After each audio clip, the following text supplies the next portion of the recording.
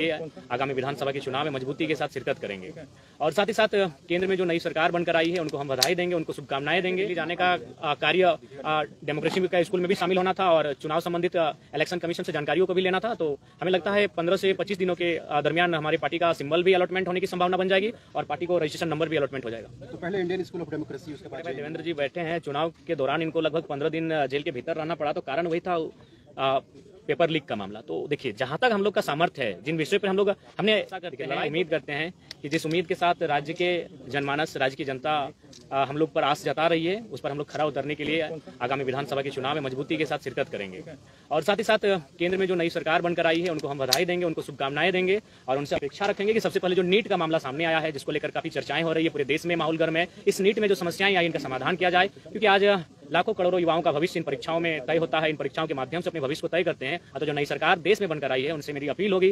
झारखंड के तमाम media house के माध्यम से इस समस्या का निदान हो और साथ ही साथ जो भी हमारे प्रत्याशी जीतकर आए हैं, मैं उनसे इस बात की अपील करूंगा कि वो पूर्वाग्रह की राजनीति ना करेंगे, वो किसी बूथ को गिनकर किसी के सहयोग करने की राजनीति ना करेंगे। मैं उनसे ऐसी अपेक्षाएं रखता हूं और इन्हीं शुभकामनाओं के साथ मैं झारखंड के आने वाले विधानसभा चुनाव के लिए तमाम राज्यवासियों को संदेश देना चाहता हूं कि इस बार ऐसे युवाओं का चयन करें जो राज्य के हित के साथ लड़ाई जो चली आ रही है उसको विराम लगाते हुए एक बेहतर नीति बनाई जा सके। आपकी सवाल। तो आप लोग विधानसभा में क्या रणनीति है आप लोग चुनाव लड़ने का? देखिए, विधानसभा के चुनाव हम लोग प्रयास करेंगे कि बहुमत की सीटों पे लड़े, यानी मान के चलिए हम लोग 8 लोकसभा की सीटों पे चुनाव लड़े थे, तो 8 6 48, शायद चतरा और हजारीबाग में 5-5, यानी 40 सीटें तो हमारे अंडर आ ही रही हैं। तो उन 40 सीटों पे तो लड़ना ही है। उसके बाद हम लोग जमशेदपुर में प्रत्याशी नहीं दिए थे, खूंटी पे नहीं दिए थे, गोड्डा में नहीं दिए थे। तो हमें लगता है इन 3 लोकसभा में हम लोग जाएंगे, वहाँ हमारे वोटर्स हैं, वहाँ हमारे कार्यकर्ता हैं, तो हमें लगता है कि 55 के आसपास विधानसभा सीटों पर हम लोग चुनाव लड़ते हुए दिखेंगे। तो क्या आप लोग निर्दलीय लड़ेंगे? नहीं, देखिए, दिल्ली इसी क्रम में गए थे। दिल्ली जाने का कार्य डेमोक्रेसी का स्कूल में भी शामिल होना था और चुनाव संबंधित इलेक्शन कमीशन से जानकारियों को भी लेना था। तो हमें लगता है 15 से 25 दिनों के दरमियान हमारी पार्टी का सिंबल भी अलॉटमेंट होने की संभावना बन जाएगी और पार्टी को रजिस्ट्रेशन नंबर भी अलॉटमेंट हो जाएगा। तो पहले इंडियन स्कूल ऑफ डेमोक्रेसी, उसके बाद JNU। जी। इस तरह के व्याख्यान का क्या अर्थ है कि जयराम राष्ट्रीय परिदृश्य में अपनी पहचान और शिनाख्त को बनाना चाहते हैं? देखिए, मेरा उद्देश्य ये रहा कि जिन मंचों में मुझे अवसर मिला, मैंने वहाँ झारखंड की, मैंने तो आशा किया था कि संसद में झारखंड के विषय को रखा जाएगा, लेकिन अगर संसद में जाने से हम लोग चुक गए तो कम से कम उन संस्थानों तक हमारे विषय जाने चाहिए जहां देश और राज्य के तमाम मुद्दों पर विचार और विमर्श किया जाता है। तो उसी उद्देश्य के साथ मैंने उन आमंत्रण को स्वीकार किया, चाहे इंडियन स्कूल ऑफ डेमोक्रेसी का मामला हो या फिर JNU का मामला हो। और साथ ही हम लोग वहाँ एग्रीकल्चर यूनिवर्सिटी भी गए थे, वहाँ के भी तमाम रिसर्च स्कॉलर से मिले जहाँ झारखंड के भी युवा हैं। तो वहाँ जाने का उद्देश्य यही था कि हम झारखंड के विषयों को उनसे साझा कर सकें और उन विषयों पर निदान कैसे हो, आने वाले विधानसभा चुनाव में हमारी स्ट्रेटेजी क्या हो, उन विषयों पर बात करने के लिए।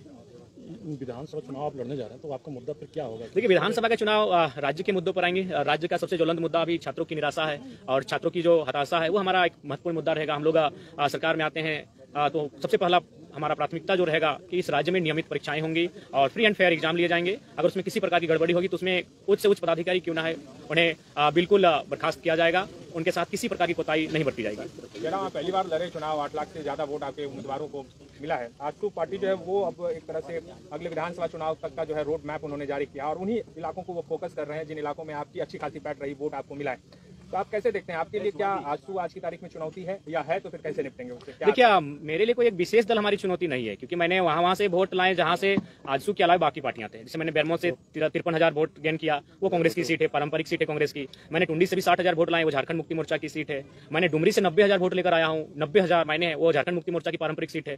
तो ऐसा नहीं है, किसी एक दल से हमारी लड़ाई नहीं है, हमारी लड़ाई एक विचारधारा की है। और ये जो फिलहाल जो पॉलिटिक्स कर रहे हैं उससे जनता कहीं ना कहीं कट रही है। हाँ, नो डाउट हमें समय लगेगा, लेकिन आने वाले दिनों में झारखंड की पॉलिटिक्स में हम लोग बेहतर स्थिति में होंगे और एक बेहतर क्षेत्रीय पार्टी के रूप में होंगे। अकेले लड़ेंगे आप?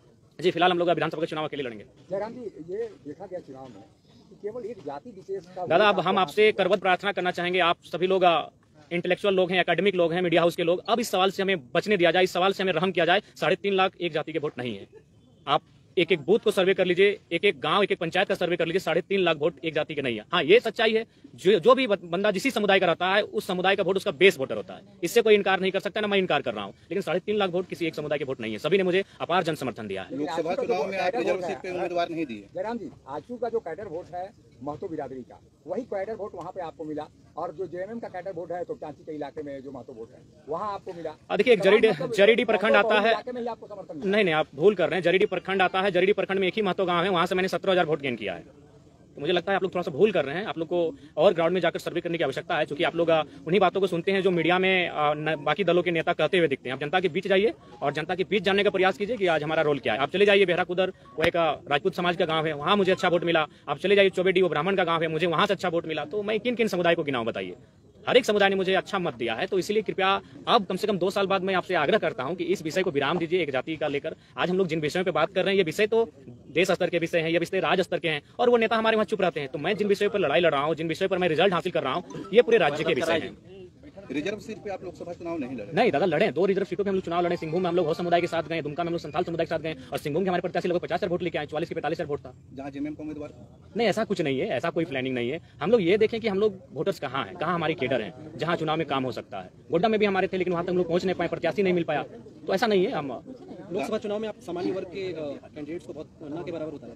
देखिए, एक्चुअली देखिए, लोग विधानसभा चुनाव में दिखेंगे निसंदेह। हम लोग गोड्डा के लिए भी प्रीफर किए थे कि उस सीट पर हम लोग सामान्य प्रत्याशी को रखें, लेकिन नहीं प्रत्याशी सामने आए। देखिए, सामान्य वर्ग कहीं ना कहीं थोड़ा सा आज के मैंने डेट में भी संपन्न है, तो इसलिए थोड़ा सा लेट लगे। उस समुदाय के बीच हमें आने में थोड़ा लेट लगेगा, लेकिन वे भी दिल खोल के तैयार हैं कि ये बच्चे जो आ रहे हैं राजनीति में, उनका स्वागत करेंगे। तो निसंदेह सामान्य वर्ग के लोग भी हमारा स्वागत करेंगे, उनके बीच भी हम लोग जाएंगे। गांधी उपचुनाव गांधी उपचुनाव हम लोग इसलिए नहीं लड़ पाएंगे, लोकसभा का चुनाव उसी तारीख को था, हम लोग नहीं मैनेज कर पाए, क्योंकि हमारा व्यवस्थित कोई टीम नहीं था, और व्यवस्थित टीम नहीं होने के कारण हम लोग इन चीजों को हैंडल नहीं कर पाए। एक अच्छा मौका था, क्योंकि आपके समर्थक आपको मुख्यमंत्री के तौर पर देखते थे।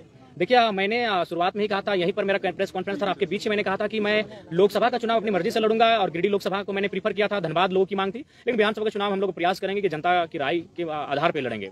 तो फिलहाल तय नहीं हो पाया, लेकिन उम्मीद है कि यह बहुत जल्द तय हो जाएगा कि विधानसभा का चुनाव हम कहां से लड़ें। जयराम जी, युवाओं को काफी अपेक्षा आपसे उम्मीद है, और वो लोग शिक्षा को लेकर, जैसे पेपर लीक हो रहा है, उसको लेकर आपसे काफी उम्मीद रखते हैं, और क्योंकि आप चुनाव लड़ चुके हैं, तो आगे की क्या रणनीति होगी आपको? देखिए, 2018-21 का डिग्री अभी तक नियुक्ति नहीं किया गया। देखिए, उन सब विषयों पे हम लोग लगातार मुखर होकर बोले हैं। आज हमारे बीच हमारे बड़े भाई देवेंद्र जी बैठे हैं। चुनाव के दौरान इनको लगभग 15 दिन जेल के भीतर रहना पड़ा, तो कारण वही था पेपर लीक का मामला। तो देखिए, जहां तक हम लोग का सामर्थ्य है, जिन विषयों पर हमने देखिए, लड़ाई 2 तरीके से लड़ी जाती है, या तो सदन के भीतर या तो सड़क में धरने के माध्यम से। तो हम लोग अगर सदन में नहीं तो सड़क से तो लड़ाई लड़ी रहे हैं, सड़क से तो लगातार अपनी आवाज को बुलंद कर रहे हैं। हमारा जो सामर्थ्य है, उन चीजों पर हम लोग कभी पीछे नहीं हटे। हम लोग कभी भी आवाज उठाने से, यहाँ तक आज मेरे ऊपर भी 13 FIR है, एक भी व्यक्तिगत FIR नहीं है। FIR क्यों मिला है? ना किसी कंपनी में धरना देने के लिए, किसी को मुआवजा दिलाने के लिए, किसी को नियोजन दिलाने के लिए। तो ऐसा नहीं, हम लोग तो जनता के लिए अपना सर्वस्व निछावर कर चुके हैं। उतना छोड़िए, आज हम लोग घर का दृश्य नहीं जानते कि मेरे घर का दृश्य क्या है। घर में न जाने कितनी प्रकार की घटनाएं घटी, लेकिन हम लोग घर तक नहीं जा पाए, घर तक कदम नहीं रख पाए। हम लोगों ने सब कुछ अपना झारखंड को ही परिवार माना है, झारखंड को ही अपना घर माना है, और पूरे झारखंड वासियों के लिए हमने अपना सर्वस्व निछावर करने का प्रयास किया है। जयराम जी लगातार बोलते हैं कि पैसा वाला हम लोग नहीं है, तो आप लोग कैंडिडेट्स का नाम घोषणा कब कर रहे हैं? क्योंकि जो विधानसभा चुनाव है उसमें समय देखिए, सबसे पहले बात मैं आप सबसे भी एक बार आग्रह करूंगा, क्योंकि आप